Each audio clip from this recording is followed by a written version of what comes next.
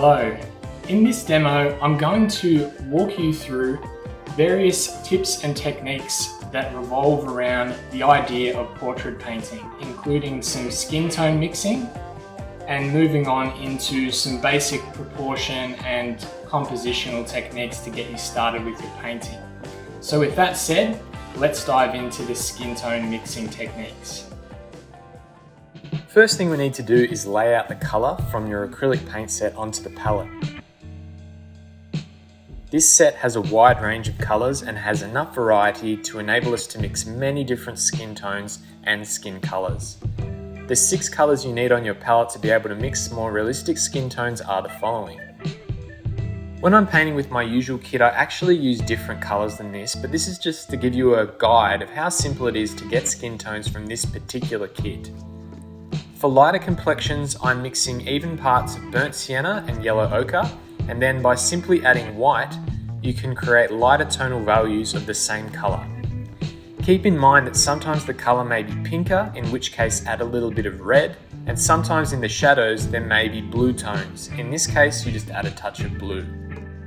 For darker complexions, we're using burnt sienna again and tinting it with black. The black paint pigment has a lot of tinting strength, so don't use too much like I did here. Once again, you can create lighter tonal values by adding white, and warm up the colour by either adding red or adding more burnt sienna into your mixture.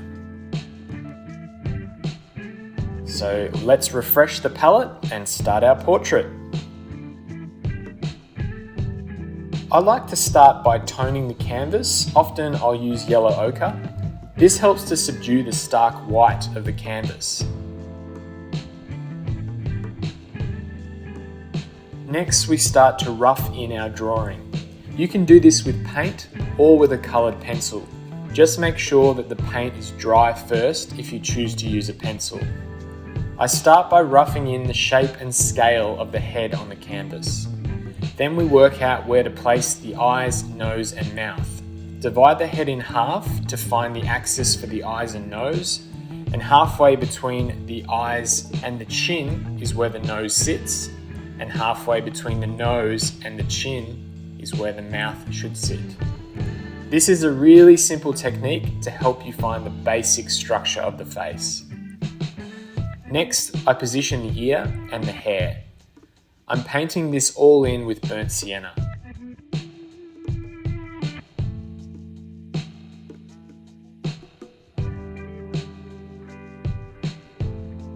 Now I'm going to start marking in some of the details of the main features using a darker colour, which is mixed from burnt sienna and black in this case.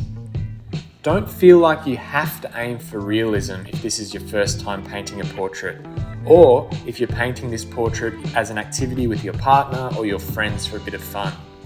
Maybe you're more interested in painting in an abstract style.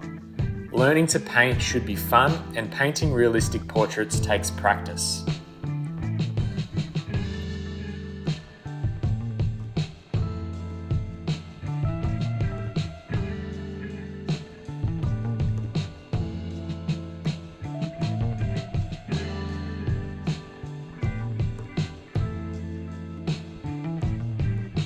Now I'm going to block in my mid-tones using yellow ochre and burnt sienna.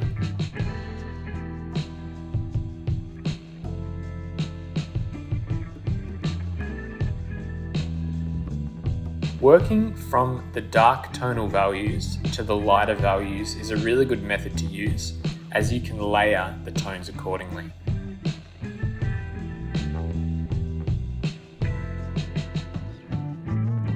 I'm also laying in these areas with quite a large flat brush.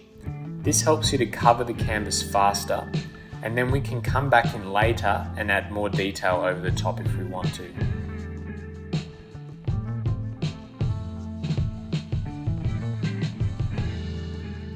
To help you see the tonal values, a good tip is to squint your eyes when you're looking at the subject.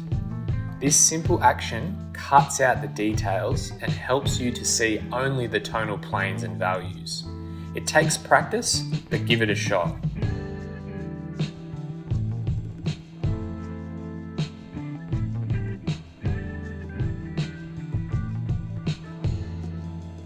Once the tonal planes are blocked in, I come back in over the top using a smaller brush and add in the detail.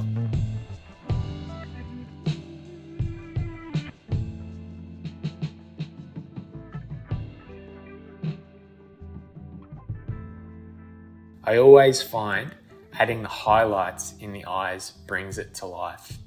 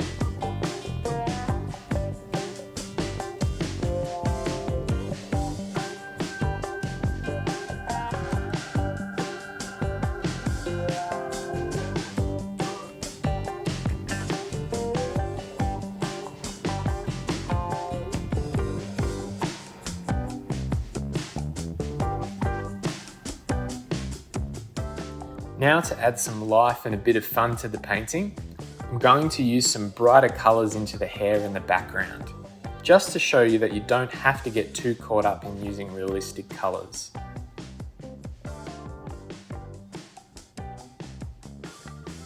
Painting should be fun and involve some experimentation. If you make a mistake, you can always paint over it.